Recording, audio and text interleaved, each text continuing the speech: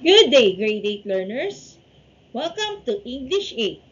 For this lesson, we will be talking about evaluating persuasive texts. Our subtopic for the day is all about facts versus opinions. But before we begin, let us have the persuasion puzzle. All you need to do is to define the following terms. At the end of this lesson, we will define each words one by one. Number 1, number 2, number 3, 4, and number 5.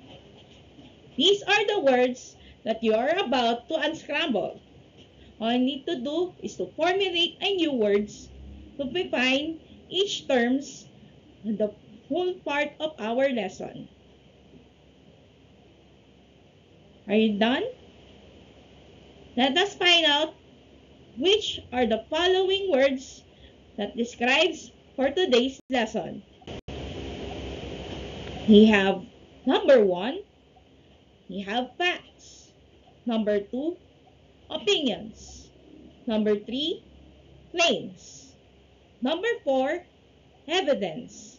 And number 5, arguments. Now, what do you think are the definitions of each terms?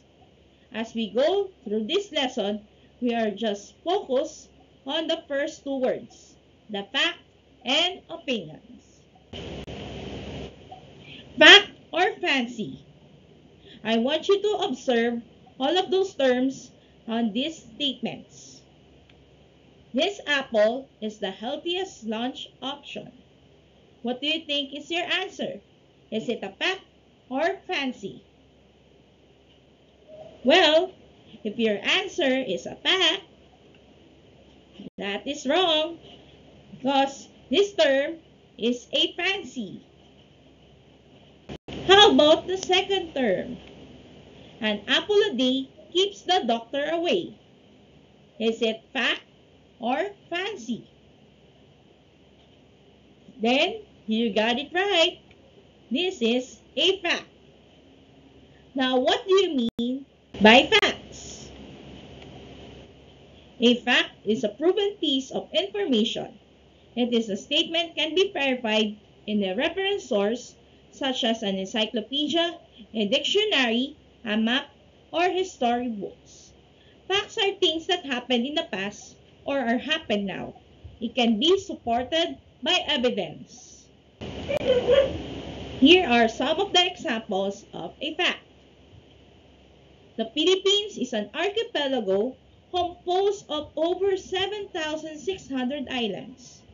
Therefore, this is a verifiable statement about the country's geography. Number 2. Sinigang, a sour soup dish, is a national favorite in the Philippines with various regional variations. Again, this is a confirmed fact that is all about Filipino cuisine. Number 3.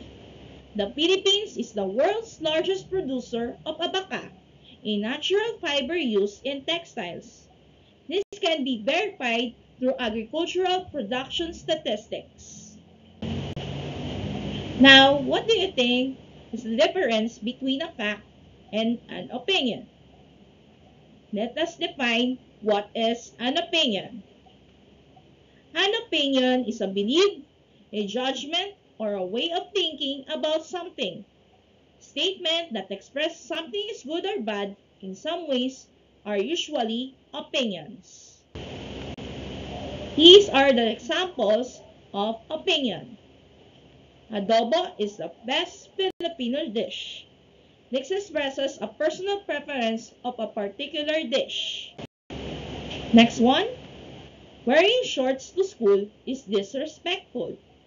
This can be reflected as a belief about appropriateness of the school attire, which can vary dependent on the school policies. Next, studying abroad is the only way to get a job. This expresses a personal viewpoint on career opportunities and may not be universally true. Now, what are the ways to recognize the differences between facts and opinions? Number one, these are the words that show extreme positives or negatives that are clues to opinions. For example, everyone, never, most, always, nobody, ever, all, really, none, and very. Number two, descriptive words are subjective. Sentences with descriptive words are mostly opinions. For example, these are the group of adjectives that expresses the positive side of a woman or a man, like beautiful, ugly, smart, or maybe foolish, joyful, lucky, or gloomy. Number three, language intended to appeal emotions is opinionated. As we read the example, this is an emotional appeal to the authority. Have you ever driven down a road and seen all the garbage alongside the road? People should wake up and realize how much this harms the environment. The unsightly mess contains toxic substances that damage the earth and kill wildfire. What are your thoughts about these examples? As we go through the evidences, here are some of the tools for verification. Here are the tools for verifying some of the evidences. Number one, a self-evidence is plausibly taken to be a status that marks propositions as capable of being justifiably believed and known on the basis of understanding them. This is something everyone can readily agree on. For example, adobo is a popular Filipino dish.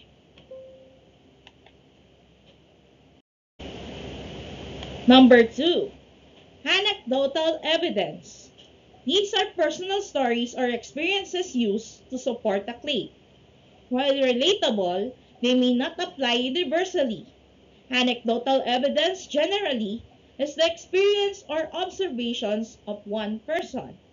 For example, my lola's adobo recipe is the best. Everyone who tries it says so. Number three, argument from authority. It is when someone uses an authority's words and not their reasoning to justify an argument. This relies on the credibility of a respected source, like a doctor saying a certain medication is effective. However, the source's qualifications and potential biases should be considered. From this example, renowned chef Silvia Reynoso Gamboa considers adobo a cornerstone of Filipino cuisine. That means the expertise can be respected from a figure that supports a claim. Number four, empirical evidence that is based on the scientific research and experimentation. It involves the data collection, analysis, and testing to reach reliable conclusions. A recent study by the Department of Tourism found adobo to be the most frequently ordered Filipino dish by the foreign tourists. This can be the strongest type of evidence where data and research has found out the claims, which is accurate and based on the survey. As we go through the end of this lesson, let us have first an exit quiz entitled Fact or Claims. I want you to read each statement carefully, then write F if the statement is a fact and C if it is a claim. First, adobo is considered the unofficial national dish of the Philippines. Number two, Filipino food is the most flavorful cuisine in Southeast Asia. Number three, lechon is commonly served during fiestas and special occasions. Number four, balut is a fertilized duck egg that is boiled and eaten from the shell. Number five, Filipino desserts are better than Western desserts? Number 6. Sinigang is a sour soup traditionally made with tamarind. 7. Filipino food is unhealthy because it is mostly fried. Number 8. Halo-halo is a popular cold dessert made with crushed ice, milk, and various ingredients. Number 9. Filipino cuisine reflects a blend of Malay, Spanish, Chinese, and American influences. And number 10. Everyone should try Filipino food because it is the best way to experience Filipino culture. Now let us find out if the answers are correct. Here are some of the answers. 1. It is a claim. While widely accepted, it is not officially declared. Number 2. It's also a claim. This is a subjective opinion. Number 3 is a fact. Number 4 is also a fact because it describes what balut is. Number 5 is a claim where a personal preference or opinion is also stated. Number 6, it is a fact. A factual description of sinigang was stated. Number 7, it is a claim where a generalization and opinion was stated. Number 8, it is a fact. This can be described a factual description of halo-halo. Number 9 is also a fact where a well-documented historical facts on the Filipino cuisine was also narrated by the author. And number 10, we have claims. It is an example of a persuasive opinion. Did you get the correct answers? Great job!